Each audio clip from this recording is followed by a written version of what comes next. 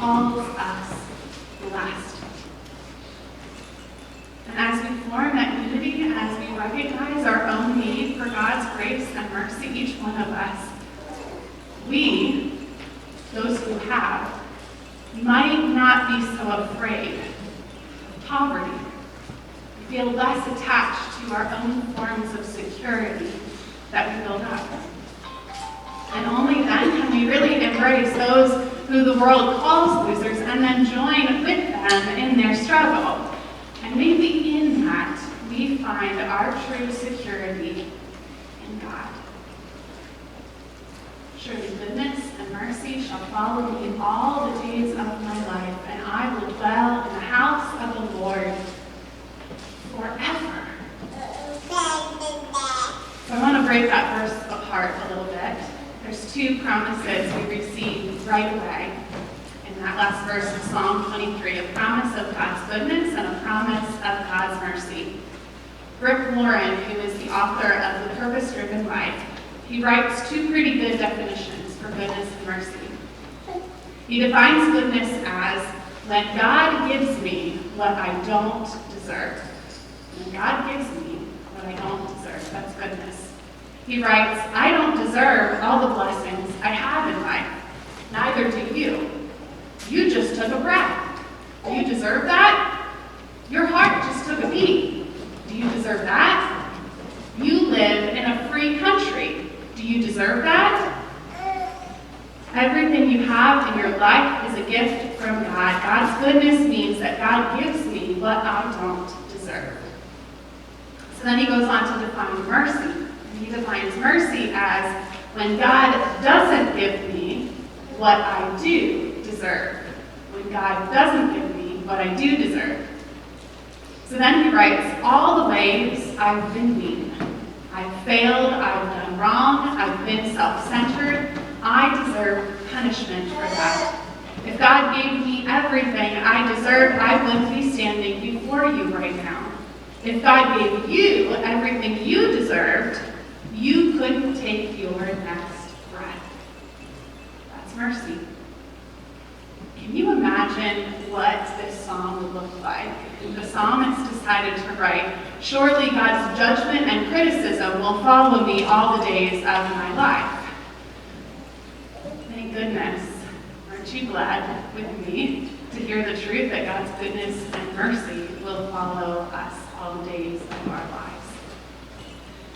There's never been a day in your life where God's goodness and mercy have not followed you.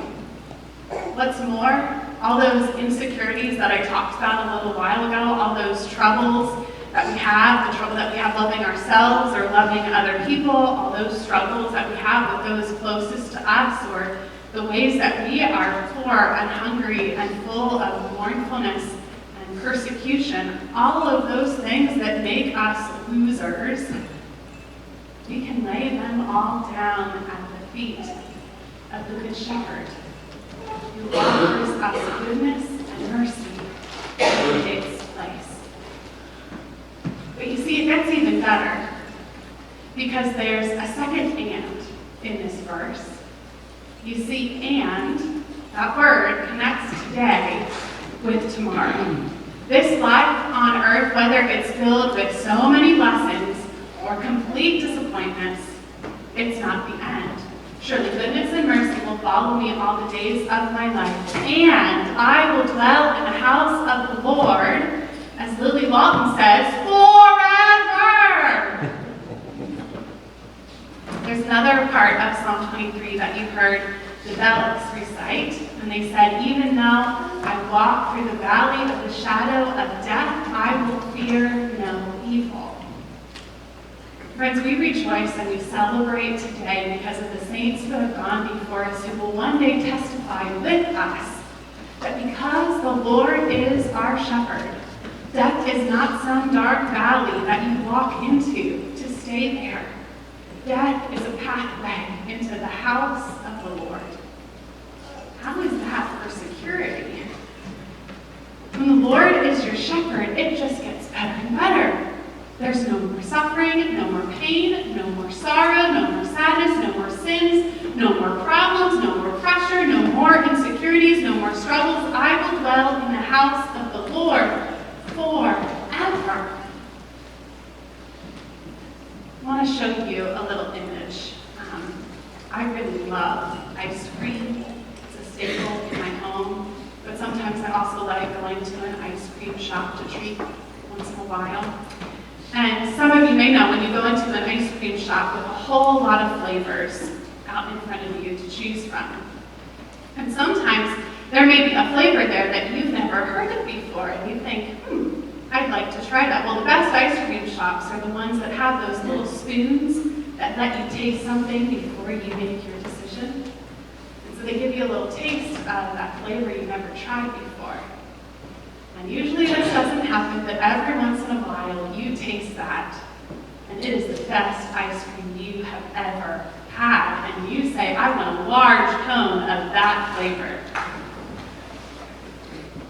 So the blessings that we experience in our life, even the monumental ones, they are just little plastic spoonfuls compared to the glory that will be revealed to us when we dwell in the house of the Lord forever.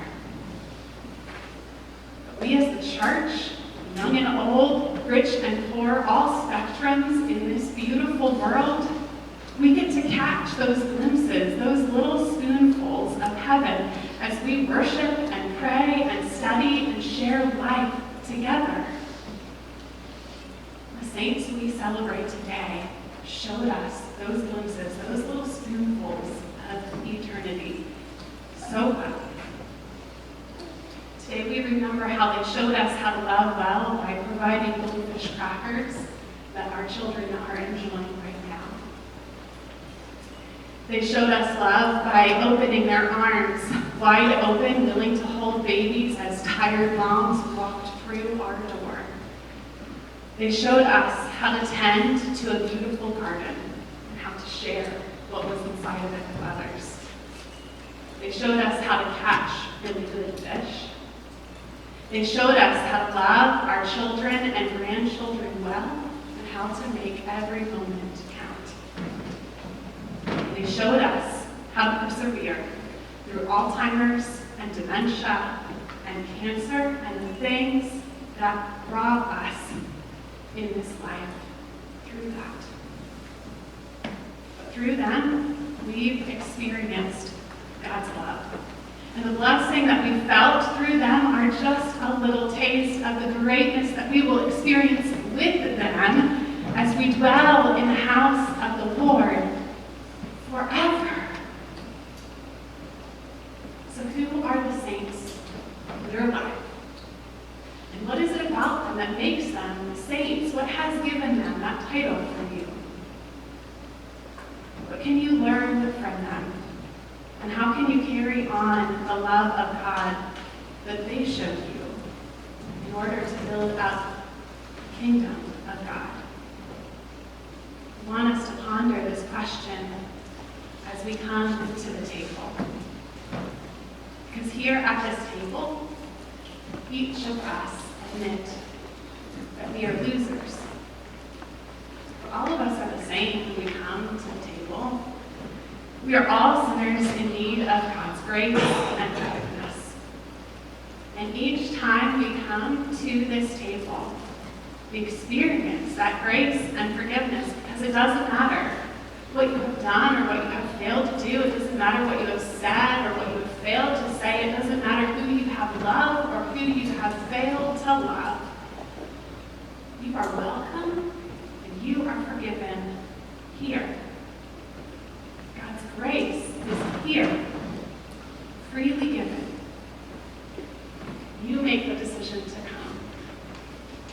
So will you join me at this table?